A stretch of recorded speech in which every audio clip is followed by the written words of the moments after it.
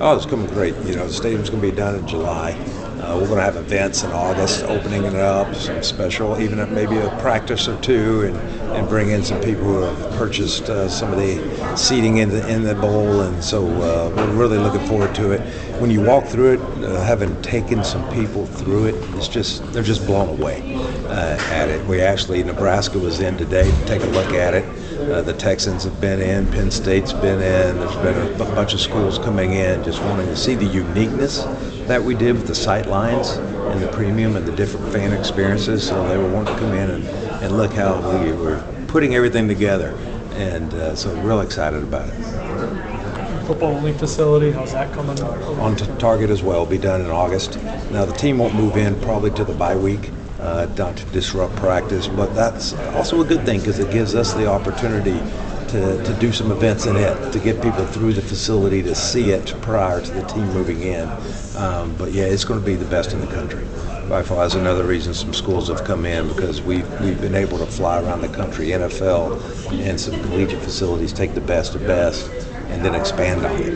And when you see some of the areas for the spacing for the young men walking through there, I always we 150,000 square feet, but we don't have it. It's all football. There's nothing else in there, just the hallways, how wide the hallways are, how impressive they are. And it's in some of the areas, the pool areas, we were able to expand the square footage because we were keeping it just football and the student-athlete experience. No training table or anything crazy within that space. So really excited about that and the difference it's going to make for our student-athletes. What has just this experience been like, now that it feels like the settlement, there's a kind of new direction for the ACC. How has that been?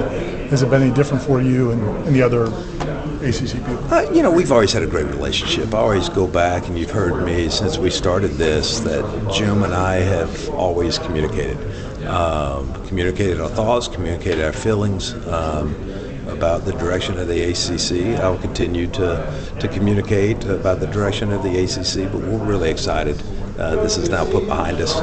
We have a path going forward. We have a path to really look at how we grow the conference together, how do we expand on the great brands that are in this conference and really promote the ACC, and especially ACC football moving forward, and give it its day in the sun. So excited about the future. Communication was always there, and it continues to be a great relationship we have.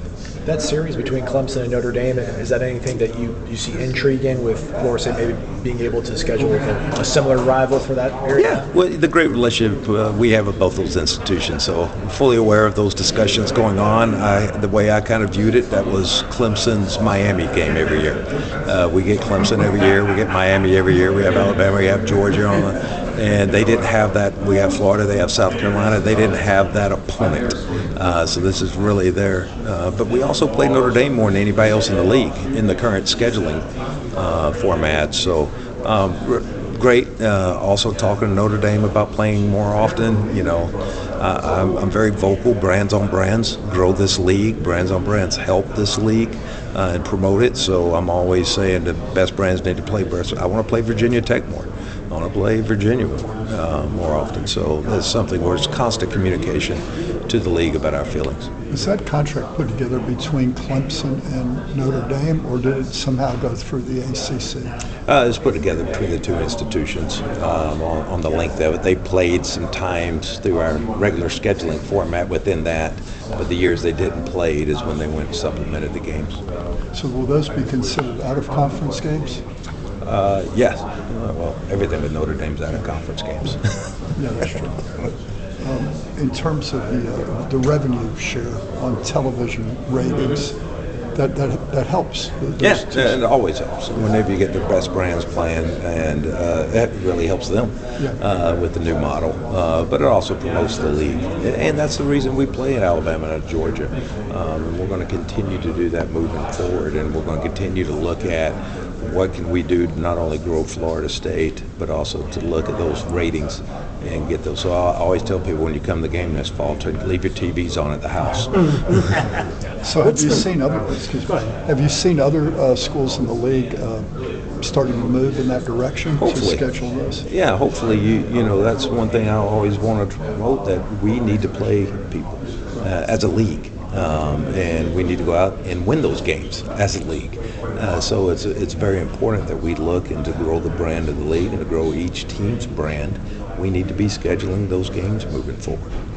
Is there a number for the revenue share that you think you guys are going to boost? We're still working through it right now, and a lot of different models on what the ratings are going to be and forecasting the ratings, and it's a 5-year aggregate pool. So we'll still, but it is going to be give us the ability, if you go out and perform, and anyone, any school in our conference can earn it, to go out and perform and schedule those games to get those ratings should get you close to competing nationally amongst the other two conferences. So when people throw out the number like 18 million, is that in the ballpark? That's in the ballpark. Okay.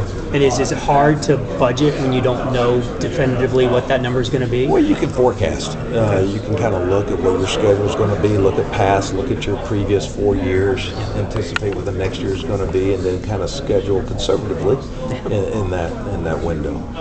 Will that be an official hard document once you figure that out? I would assume. Yeah. They're still figuring it out. Still a lot of different scenarios they're playing forth. But yeah, I think it'd be a hard document because it's got to go into the bylaws. Presidential committee, do you think that there's a need for it? What do you hope that maybe it can produce? Are you talking Trump? Yes. Yes, sir. Yeah, I think there's oversight or a need. I wouldn't say oversight, but a need if the House place doesn't go. I was in D.C. I was very aware that Doak Campbell had been there a couple of days before me. I was a couple doors down in the West Wing, bringing up this issue. I was made very aware that the president was very on top of it. So he understands it, and that's exciting that he has understand and the White House understands the issues of college sports. So we'll see how this plays out, but we're prepared either way. What about the eagerness of the SEC and the Big Ten to kind of want to create the rules and the structure moving forward? What does that say about the future of college football? Well, I know from hearing inside that room, Jim's been very vocal in his support and fighting for our conference moving forward, and you know, I believe in him. I believe he's going to go in there and fight for us and put us in a great spot to have success in the future. Just walking, I'm sure you speak to Mike Norvell maybe more than your own wife. How different has he changed at all in the last year? What have you seen and kind of heard from him lately? He has never changed. You know, that energy level's always on top, and we talk daily, several times a day, every day, and his energy level, his dedication to the program, his attention to detail, and the relationship he has with his players. You've heard me talk about that for years, being able to see it behind the scenes. It's just a relationship. He's got a drive about him. Really excited about this upcoming team and this upcoming year, and I think he's getting everything prepared. It's going to be, taking a step back and letting someone call the plays on offense will give him a better feel for not only game management, but looking at the whole organization and making sure he has everything in place to be successful. So excited about where he's heading and the changes that we've made. It sounds like there's confidence that the House settlement will be approved, but how difficult has this been recently, just not knowing exactly how many scholarships, not even just some of the... Well, we have different scenarios, in the grandfather clause. I'm fine with that. I said in the room, I'm fine with the grandfather clause then if that's the route we're going to go. You got a lot of athletes. Now, the difficulty is some of those have already transferred, so you got to go back and look and try to find them, and see if they want to come back or look even within your own campus if they're still enrolled. So we got a plan to do that once this passes, and all for provide as many opportunities for young men and women to compete at the highest level as we can. I know you've said in the past like that you have plans for if the salary cap, if it's not a hard cap. Recently, I think it was Indiana's coach said that there might be some teams with 30, 40 million, so you're talking about doubling the potential cap. Do you have a plan for Well, you have right now this 1 year, you have the one chance to call it manipulate the cap, front load in the old system moving forward until the cap takes place July 1st. So yeah, there's all kinds of stories out there about how people are front loading agreements as much as you can. But this is the 1 year that you can do that and kind of manipulate the salary cap that's coming down. But once it gets in place, the next year it'll be a hard cap. We've talked a lot about the brand. How much does Bill Belichick raise the brand of the ACC? Well, he's definitely going to bring attention to it, bring attention to the ACC as a conference in a whole, and that's great. The more times, we have television sets that are talking about the ACC nationally, they're talking about teams within our conference nationally, it just promotes it and lets people be aware of how great football is played in this conference. So you see a person of his stature come and coach in this league, it tells you what a great league we have. Like the House settlement, how much did you all talk about that in your meetings? In detail. We're constantly talking about it, getting updates from our legal counsels on where it is, what the briefs are in the briefs, what the next steps will be. So I'd say that is a weekly discussion that we're having. We're also internally monitoring as we go along, and more internally, more prepared as we go on for when it passes, that we can hit the ground running. So a lot of preparation's been done prior to this, and then also having different scenarios if it doesn't pass. What are we going to do? So I told in an interview earlier, I got 3 different budgets right now that I'm prepared to activate on, depending on where we go in this case. So I'm just waiting, and we got Board of Trustee meetings in Tampa, and I'm sure that'll be a topic. It's a retreat, and it'll be a topic. Okay, we got these 3 budgets, and basically I'm just going to update on the House side.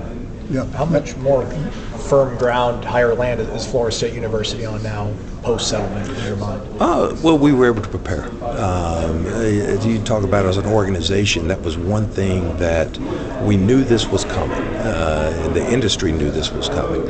So I meant more so about the settlement with the ACC, with you and Clemson dropping the lawsuits, and I guess kind of an exit of 2030 being out on the horizon at some point. Yeah, you look in the future, and that was one thing that in working with the ACC is we wanted just to look at the future of when potential shifts in this industry. But if it happens next year, if you have this Super League form, if you have this, there's so many different scenarios out there. You just wanted to be able to have the opportunities to participate in whatever scenario comes into play. And we were just looking at the 2030. We're still signed up to 2036, but we have it defined. Now everything's defined, where before it was not defined of what your opportunities were and what the timeline of all the different opportunities could come into play. How do you feel about some collectives going after players for buyouts after they leave and don't fulfill their quote-unquote obligations and contracts? Yeah, well, that's interesting, especially right now. You saw the one case of the SEC school go after a player that, it is a contract. They not knowing that contract or seeing what the language is. All of us have contracts in our organizations, and you have to honor what you agreed to. So if there is buyout language, it would be something that we discussed. Now that's always can be negotiated, just like you do with a coach or anything else. But there is buyout language in there. It needs to be looked at. Does your collective ever try to enforce that? I've never seen a contract in my collective. So. Do you feel there's momentum behind the idea of a one signing period as opposed to the multiple? Yeah, that's definitely been discussed. Looking at one signing period, one transfer portal compared to the 2 transfer portals. So those are things that the football coaches have brought up. They'll take it up to the council, and we'll see. But it could come benefit. There's pros and cons to all. Just decide what's best moving forward with the different landscape. How confident are you guys that Deloitte can fix some of the NIL issues? And do you come out of there? How impressive is their presentation? Do you come out of that thinking this is the key to maybe all of it? Well, I'm very confident in it. That's where I have experience, unlike some others in my many years in the NFL. Dealing with a very, very similar system, and Deloitte even within that system, looking at range of compensation on agreements and sending, and more importantly, the experience I have of getting audited on the back end to make sure that in those agreements you weren't discounting the assets within it, to make sure you were cheating the cap, let's say, by paying someone more than they're worth. So having those experiences have given us the advantage, in my opinion, to set up a system internally that has those checks and balances going forward. So I'm very confident in it. I've seen it work.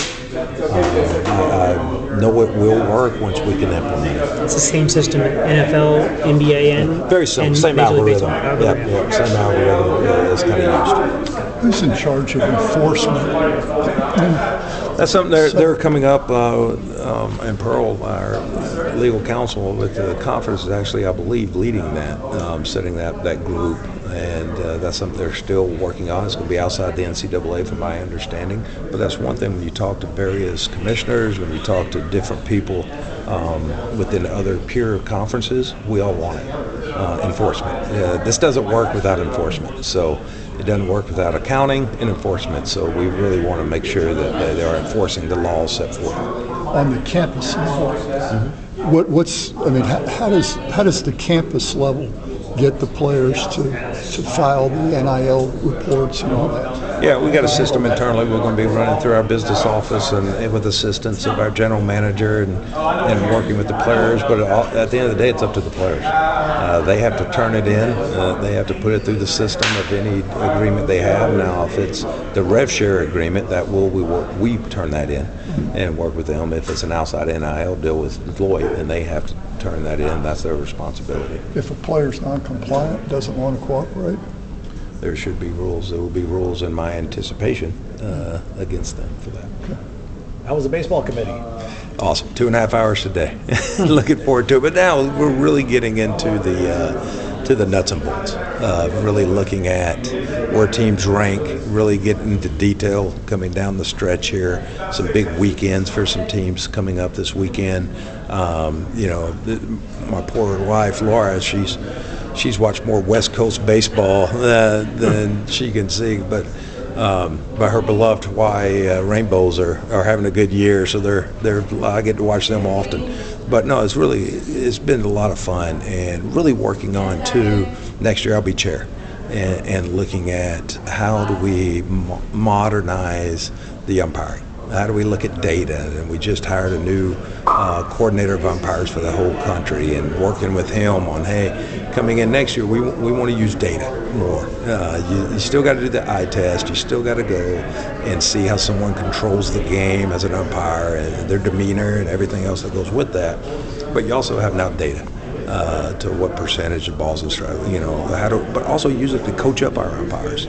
If you see you're missing a hot zone, much like a hitter, a slider away, you're missing that call more often, or a lower percentage of that call that you're missing, then let's work on that and use it as a teaching tool to get the sport better. So that's something I'm really excited about partnering with him on in the next year and seeing how we can improve the game moving forward. But the committee's great people on the committee. Can't wait to get to Indianapolis. It's going to be an exciting bracket this year because we're just going through it. And I think this is going to be one of the hardest seeding years in history because there's so many teams up top. No one has really broken away and defined it. And so I think it's going to be a fun time to sit down, look at the numbers, geek out on them a little bit, and really do the seeding as we move forward for this year. You're going to push for the check swing cameras? That might be something we discuss moving into next year because it is a call that you can review. One thing I am going to talk in the reviews, I think we take too long in the reviews. I know when I'm at games, I see it and okay, this one, and 2 minutes later there's people still coming out. Need to speed that part of the game up, and that's just some of the nuances that I'm really excited to get in and work with. Thank you. Yeah.